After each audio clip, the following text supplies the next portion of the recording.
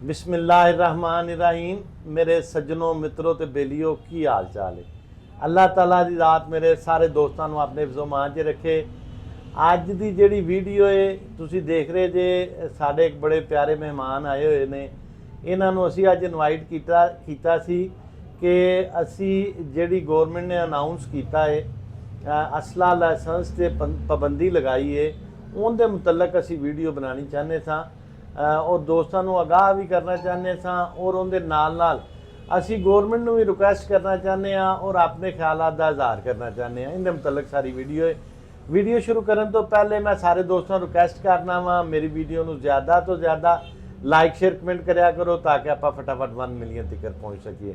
लो जी, असी तुहाडा तारफ कराने अज के जिहड़े साडे मेहमान ने चौधरी अरशद फारूक एडवोकेट साहब ने।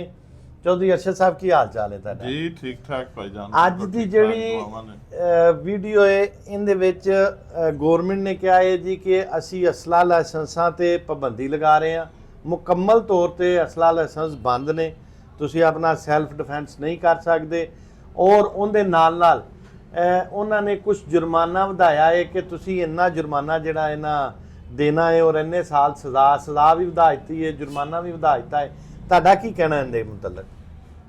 पहले तो गल है जी, इस गल की बैकग्राउंड समझना पेगा भी कि लाइसेंस रखद्या असला रखना हर बंदे का बुनियादी हक है सैल्फ डिफेंस लिए, नंबर 1।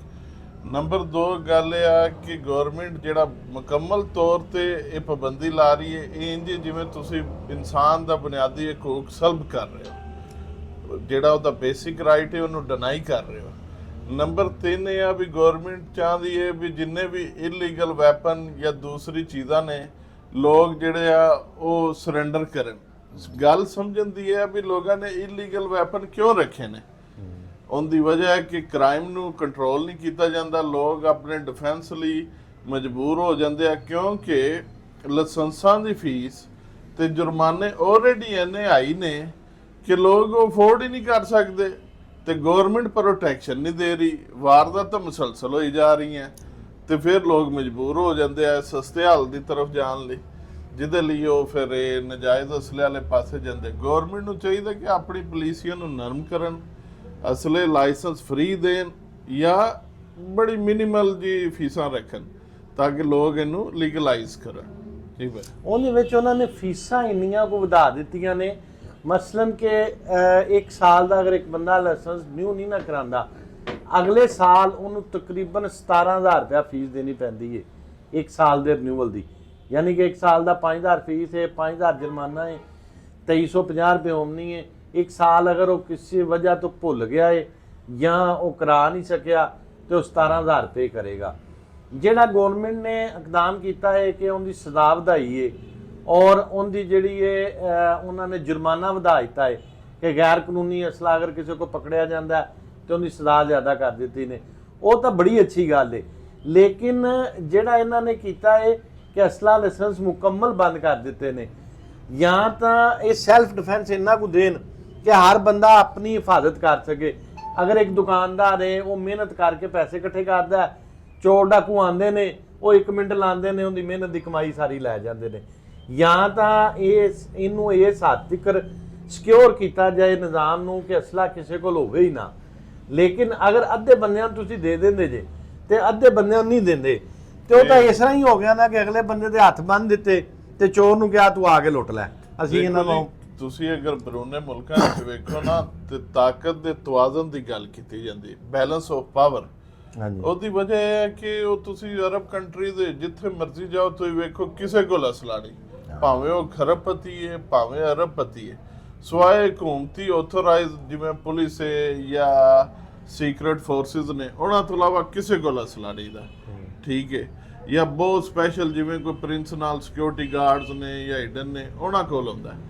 ਆਮ ਬੰਦੇ ਸਿਵਲ ਔਨ ਗਰਾਊਂਡ ਕਿਸੇ ਕੋਲ ਅਸਲਾ ਨਹੀਂ ਹੈ ਤੇ ਉਹ ਕੀ ਵਜ੍ਹਾ ਹੈ ਕਿ ਉੱਥੇ ਲਾਅ ਐਂਡ ਆਰਡਰ ਮੇਨਟੇਨ ਹੈ। ਉਹ ਉੱਥੇ ਬੁੜੀ ਰਾਤ ਨੂੰ 3 ਵਜੇ ਵੀ ਰੋਡ ਤੇ ਜਾਵੇ ਭਾਵੇਂ 50 ਕਿਲੋ ਸੋਨਾ ਪਾ ਕੇ ਨਿਕਲ ਜਾਏ, ਵਾਰਦਾਤ ਨਹੀਂ ਹੋਣ ਲੱਗੀ। ਤੁਹਾਡਾ ਬੁਨਿਆਦੀ ਹਕੂਕ, ਤੁਸੀਂ ਫੋਰਨਰ ਜੇ, ਉੱਥੋਂ ਦੇ ਰੈਜ਼ੀਡੈਂਟ ਜੇ, ਉੱਥੋਂ ਦੇ ਨੈਸ਼ਨਲ ਜੇ, ਉਹ ਮਹਿਫੂਜ਼ ਨੇ, ਉਹਨਾਂ ਨੂੰ ਕਦੀ ਲੋੜ ਹੀ ਨਹੀਂ ਪੈਂਦੀ ਅਸਲਾ ਰੱਖਣ ਦੀ। ਜਾਂ ਤੇ ਇੰਨਾ ਅਮਨ ਅਮਾਨ ਦੀ ਸੂਰਤ ਹਾਲ ਇੱਥੇ ਕਰ ਦਿੱਤੀ ਜਾਏ ਕਿ ਇੱਥੇ ਵੀ ਉਵੇਂ ਔਰਤਾਂ ਫਿਰਨ, ਬੱਚੇ ਸਿਕਿਉਰ ਹੋਣ, ਵਾਰਦਾਤਾਂ ਨਾ ਹੋਣ, ਡਕੈਤੀਆਂ ਨਾ ਹੋਣ, ਤੇ ਲੋੜ ਹੀ ਕੋਈ ਨਹੀਂ ਕਿਸੇ ਨੂੰ ਅਸਲਾ ਰੱਖਣ ਦੀ। ਅਸਲੇ ਦੀ ਜ਼ਰੂਰਤ ਪੈ ਹੀ ਨਹੀਂ ਸਕਦੀ।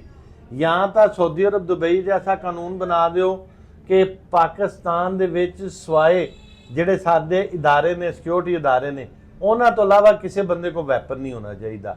ਲੇਕਿਨ ਅਗਰ ਅੱਧੇ ਬੰਦਿਆਂ ਕੋਲ ਵੈਪਨ ਹੈ ਨੇ, ਅੱਧਿਆਂ ਕੋਲ ਨਹੀਂ ਹੈਗੇ, ਔਰ ਜਿਹੜੇ ਗੈਰ ਕਾਨੂੰਨੀ ਨੇ, ਜਿੰਨੀ ਵੀ ਅੱਜ ਤੱਕ ਵਾਰਦਾਤ ਦੇਖੀ ਗਈ ਹੈ, ਚੋਰੀ ਡਕੈਤੀ ਵਾਲੇ ਬੰਦੇ ਫੜੀਂਦੇ ਰਹਿੰਦੇ ਨੇ, ਕਿਸੇ ਬੰਦੇ ਕੋਲ ਐਵੇਂ ਨਹੀਂ ਹੋਇਆ ਕਿ ਉਹ ਅਸਲਾ ਲਾਇਸੈਂਸ ਹੋਵੇ ਤਾਂ ਵਾਰਦਾਤ ਕਰਦਾ ਪਿਆ ਹੋਏ।